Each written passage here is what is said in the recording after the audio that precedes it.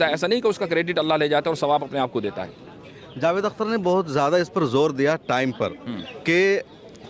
کائنات کی تخلیق سے پہلے یا ٹائم کو وجود میں لانے سے پہلے اللہ کیا کر رہا تھا، کب سے ہے وہ، کیا فریم ورک ہے؟ اس کا جواب بہت واضح ہے، اور وہ یہ کہ جو چیز ٹائم لیس ہوتی ہے اس کے بارے میں یہ سوال کرنا کہ وہ کس ٹائم میں تھا اور اس ٹائم میں وہ کیا کر رہا تھا، خود ایک فلیشس اسٹیٹمنٹ ہے اور ابسرڈیٹی ہے۔ تو خدا تعالیٰ جو ٹائم کا خالق ہے وہ ٹائم میں کیسے ہو سکتا ہے؟ اگر آپ مان لیجئے کوئی پرزہ بناتے ہیں، آپ نے مائک بنایا تو آپ مائک کے اندر نہیں ہوں گے، مائک کے باہر ہی ہوں گے، لیکن چونکہ ہمارے پاس ایک لمیٹڈ لینگویج ہے، یہ ہمارا لمیٹیشن ہے، یہ خدا کا قصور نہیں ہے، تو اس لمیٹڈ لینگویج کی وجہ سے ہم بعض مرتبہ پہلے اور بعد کا لفظ بول دیتے ہیں، ہر جگہ کا لفظ بول دیتے ہیں، لیکن حقیقت یہ ہے کہ خدا نہ کسی مکان میں ہے نہ کسی زمان میں ہے، وہ ٹائم لیس ہے اور اسپیس لیس ہے، اور اس کے بارے میں ٹائم یا اسپیس کا سوال کرنا یہ بنیادی غلطی ہے۔ جاوید اختر ریپ کا بار بار ذکر کر رہے تھے کہ ریپ ہو رہا ہے تو کیا خدا ذمہ دار ہے، نعوذ باللہ من ذالک، تو اس کو کیسے جسٹیفائی کریں گے آپ، کیا جواب دیں گے اس کا مطلب؟ ذمہ دار خدا کسی بھی صورت میں نہیں ہو سکتا۔ مفتی شمائل صاحب نے بڑا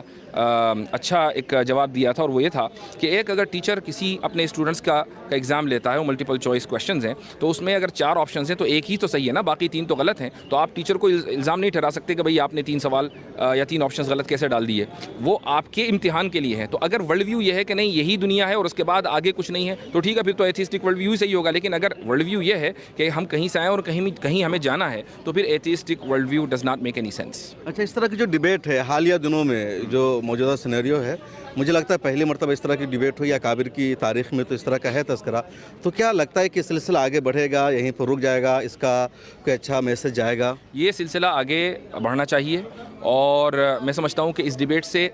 اس سے قطع نظر کہ کس کا پلڑا بھاری رہا کس کا نہیں، یہ پیغام ضرور جانا چاہیے کہ اکیڈمک ماحول میں مختلف الخیال لوگ آپس میں مل کر بیٹھ سکتے ہیں، بات کر سکتے ہیں اور ایک دوسرے کی دلیلیں سن سکتے ہیں۔ کچھ لوگ یہ مانتے ہیں کہ اللہ کے وجود پر کوئی ڈیبیٹ نہیں ہونی چاہیے، بقیہ تمام موضوعات پر آپ ڈیبیٹ کیجئے۔ حضور کے زمانے میں بھی اللہ تعالیٰ کے وجود پر کوئی ڈیبیٹ نہیں ہوئی۔